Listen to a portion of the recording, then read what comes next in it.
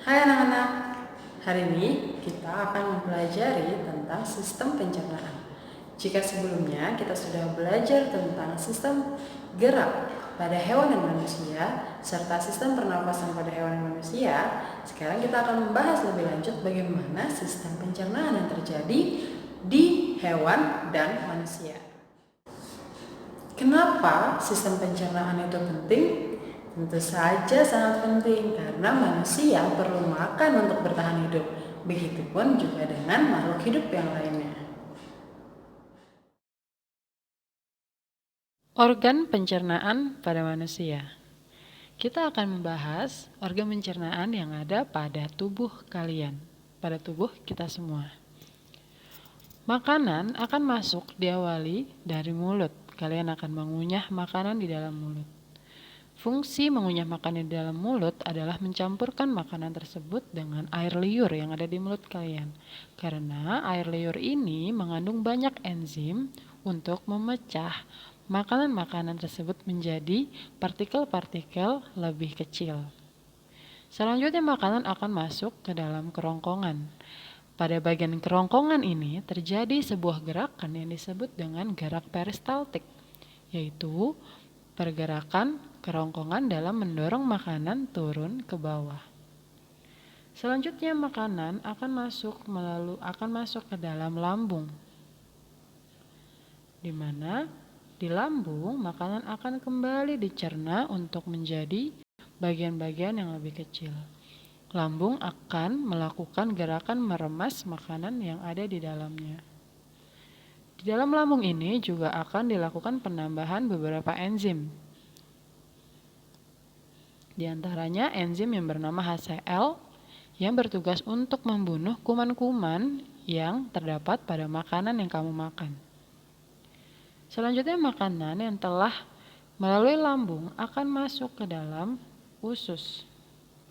Ketika makanan memasuki area usus halus, makanan harus berupa bagian-bagian yang sangat kecil, sehingga akan mudah diserap sari-sarinya. Selanjutnya, setelah melalui proses penyerapan pada usus halus, makanan tersebut akan masuk ke dalam usus besar.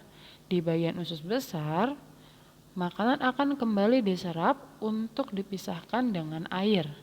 Jadi, pada bagian usus besar akan dilakukan penyerapan air dan dibuang zat-zat sisanya. Selanjutnya, sisa-sisa makanan tersebut akan masuk ke anus untuk dibuang dan dikeluarkan dari tubuh kalian. Lantas apa fungsi dari organ pankreas, hati, dan empedu? Secara umum, pankreas bertugas untuk menghasilkan enzim yang memudahkan pencernaan makanan di dalam tubuh. Sedangkan hati adalah salah satu organ dalam sistem pengeluaran zat sisa metabolisme tubuh. Di dalam hati akan terjadi proses penetralan racun.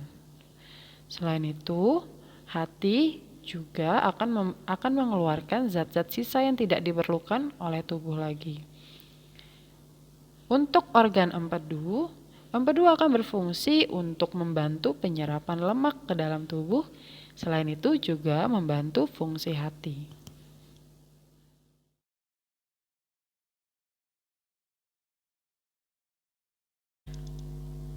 Hewan ruminansia atau hewan pemamah biak. Hewan pemamah biak adalah sekumpulan hewan pemakan tumbuhan atau herbivora yang mencerna makanannya dalam dua langkah. Pertama, dengan menelan bahan mentah, yaitu tumbuh-tumbuhan.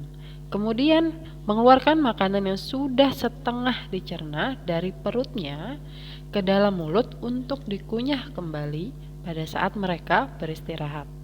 Contoh hewan-hewan ruminansia antara lain sapi, rusa, jerapah, dan lain-lain.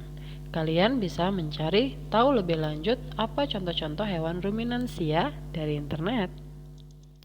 Salah satu contoh hewan ruminansia adalah sapi. Sapi mengawali makanannya dengan mengunyah di dalam mulut untuk dapat dicampurkan dengan air liur yang banyak mengandung enzim. Selanjutnya, makanan yang sudah dikunyah akan masuk ke dalam rumen atau perut besar melalui kerongkongan atau esofagus. Selanjutnya, makanan yang dicerna akan berhenti sementara di dalam rumen. Ketika sapi beristirahat, makanan dapat kembali lagi ke mulut untuk dikunyah lagi. Makanan yang sudah dikunyah lagi akan masuk ke dalam retikulum atau perut jala untuk mengalami proses fermentasi atau penguraian oleh bakteri dan juga akan mengalami proses penyaringan benda-benda asing. Selanjutnya, makanan kemudian masuk ke dalam omasum atau perut kitab untuk dicerna dan dihaluskan dengan bantuan enzim pencernaan. Setelah itu, makanan masuk ke dalam abomasum atau perut masam untuk kembali dicerna dengan bantuan enzim pencernaan dan mematikan bakteri jahat yang ada di dalam makanan. Selanjutnya, usus halus akan bekerja untuk menyerap sari-sari makanan. Sisa-sisa makanan yang ada akan dibuang melalui anus. Organ pencernaan pada serangga.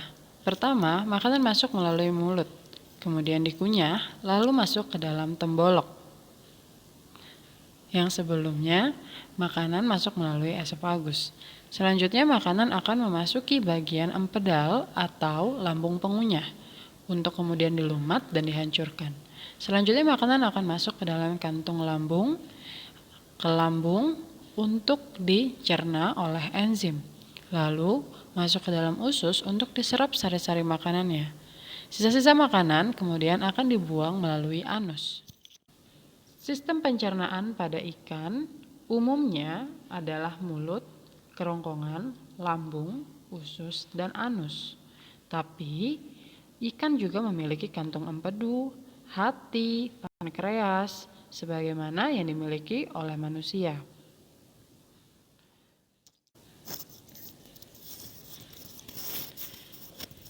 Sistem pencernaan pada katak secara umum terdiri atas mulut, kerongkongan, lambung, usus halus, usus besar, dan kloaka sebagai tempat pembuangan sisa pencernaan.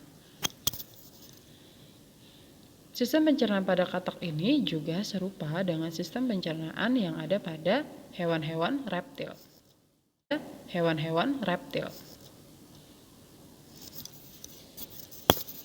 Selanjutnya, sistem pencernaan pada burung. Serupa dengan serangga, yaitu diawali dari mulut, kemudian kerongkongan, selanjutnya tembolok, kemudian ke dalam lambung, empedal, usus untuk menyerap sari-sari makanan, dan dibuang melalui kloaka. Terakhir, sistem pencernaan pada hewan-hewan mamalia. Seperti yang telah kalian ketahui, hewan-hewan mamalia adalah hewan-hewan yang dapat menyusui. Secara umum, sistem pencernaannya terdiri atas mulut, kerongkongan, lambung, usus halus, usus besar, dan anus.